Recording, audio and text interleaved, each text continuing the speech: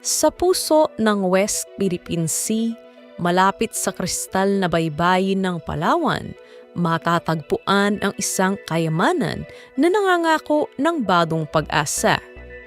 Noong January 19, 2026, isang balita ang gumulantang sa buong Southeast Asia. Ang matagumpay na pagtuklas ng Malampaya East 1.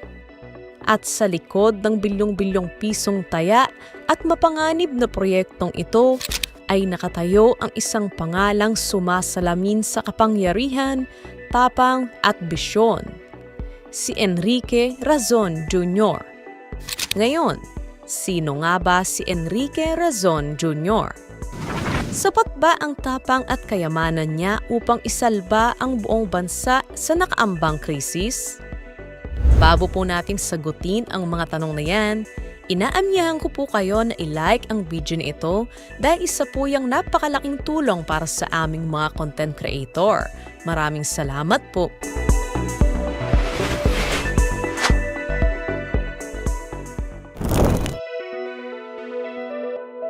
Ang kwento ng Malampaya ay kwento ng kaligtasan ng Pilipinas. Sa loob ng mahigit 2 dekada, ang Malampaya gas field ang itinuturing na crown jewel ng energy sector ng bansa. Ito ang nagbibigay ng halos 20 hanggang 30% ng pangangailangan sa kuryente ng buong Luzon. Kung wala ang Malampaya, ang Metro Manila ay literal na magdidilim. Ngunit may isang malaking problema. Ang kalikasan ay may hangganan. Simula noong 2021, unti-unti nang bumababa ang pressure ng mga balon ng gas. Ang mga eksperto ay nagbigay ng babala. Sa loob ng ilang taon, tuluyan ang mauubos ang reserba ng orihinal na Malampaya. Ang epekto? Mapipilitan ang Pilipinas na bumili ng imported liquefied natural gas o LNG na lubhang mahal at nakadepende sa presyo ng pandaigdigang merkado. Dito pumapasok ang Malampaya Phase 4. Ito ay hindi lamang basta pagpapatuloy ng trabaho. Ito ay isang high-risk, high-reward na kampanya. Maraming dayuhang kumpanya ang nag-alinlangan. Bakit ka mag-i-invest sa isang lugar na may geopolitical tension? Bakit ka maghuhukay sa ilalim ng dagat kung di sigurado kung may makukuha kang gas? Ngunit para kay Enrique Razon Jr., ang krisis ay hindi dapat katakutan, kundi dapat gawan ng solusyon. Noong 2022, sa pamamagitan ng Prime Infrastructure Capital Incorporated, kinuha ni Razon ang kontrol sa Shell Philippines Exploration BV bilang bagong operator ng Malampaya at pinangalanan itong Prime Energy. Marami ang nagtaas ng kilay. Kilala si Razon sa mga pantalan at sugalan. Ngunit ang pagpapatakbo ng isang komplikadong gas field ay ibang usapan. Gayunpaman, pinatunayan ni Razon na ang kanyang diskarte ay nakabase sa bilis at presisyon. Hindi siya nag-aksaya ng panahon.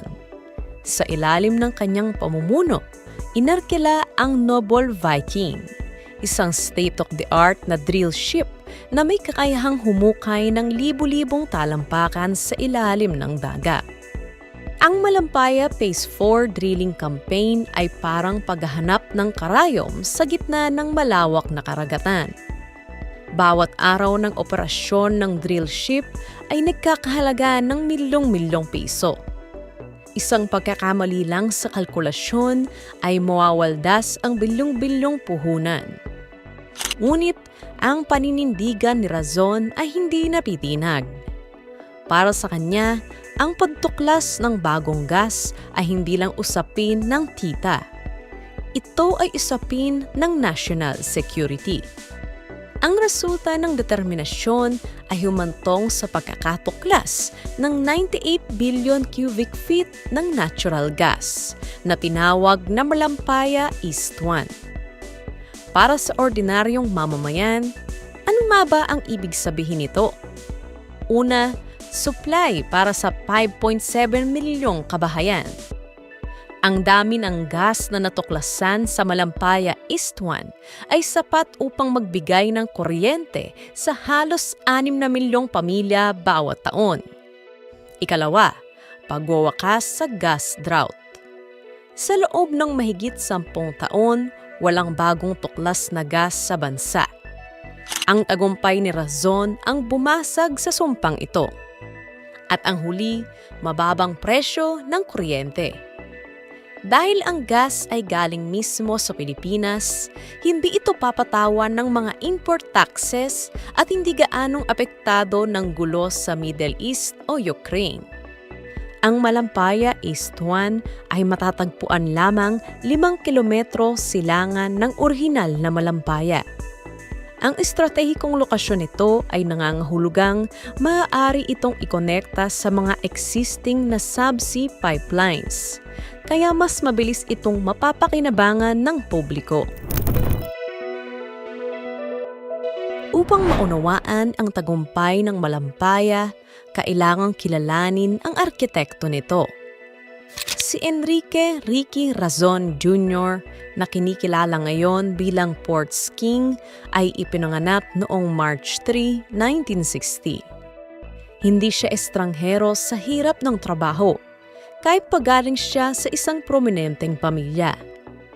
Ang kanyang ama, si Enrique Razon Sr., ay ang naglatag ng pundasyon ng kanilang negosyo sa Pantalan pagkatapos ng ikalawang digmaang pandaigdig.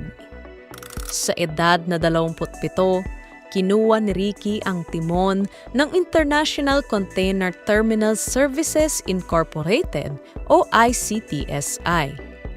Sa ilalim ng kanyang pamumuno, ang ICTSI ay hindi lamang naging leader sa Pilipinas. Ginawa niya itong isang global empire.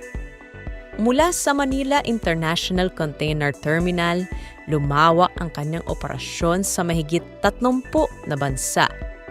Mula sa Poland, Mexico, Brazil hanggang sa Africa. Siya ang Pilipinong nagturo sa mundo kung paano magpatakbo ng isang world-class na pantalan. Hindi na kontento si Razon sa dagat lamang.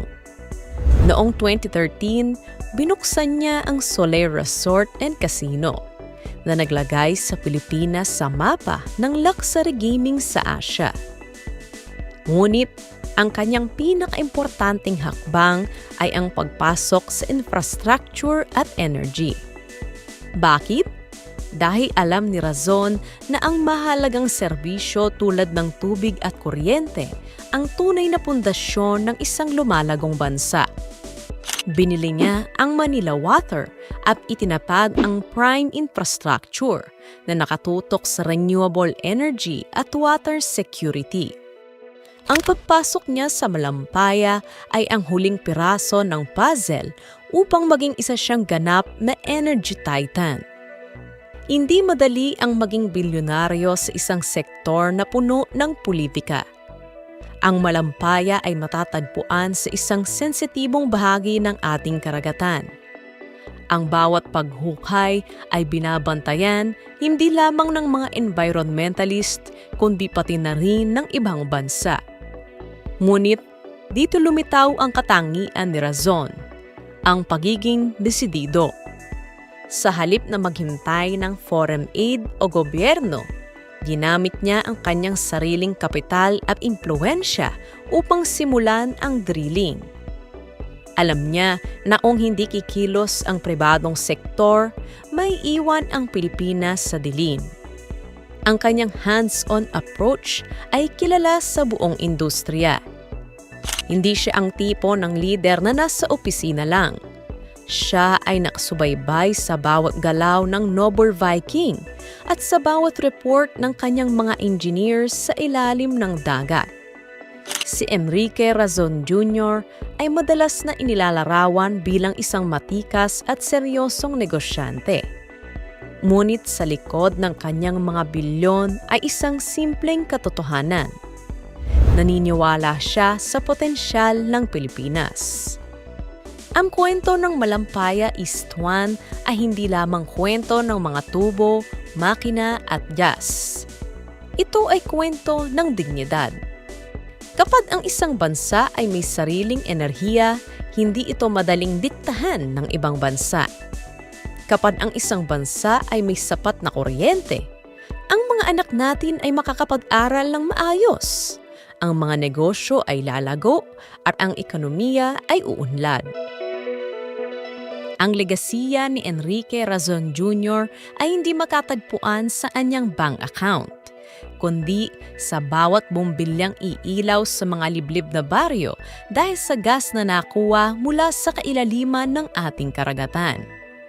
Pinatunayan niya na ang mga Pilipino, sa pamamagitan ng tamang bisyon at lakas ng loob, ay kayang maging higante sa sarili nating bakuran. Ngayon, oras na para marinig ang boses mo, katropa. Sa tingin mo, ang Malampaya East 1 na ba ang susi para tuluyan ng buwaba ang presyo ng kuryente sa ating bansa? O isa lamang itong negosyo na mapapakinabangan lamang ng iilan? I-comment lang ang iyong opinion sa comment section below. Para sa iba pang mga interesanteng balita at dokumentaryo, mag-subscribe na sa ating YouTube channel. Maaari mo ring i-follow ang ating official Facebook page, facebook.com/theceboph. Maraming salamat sa panonood and see you next time.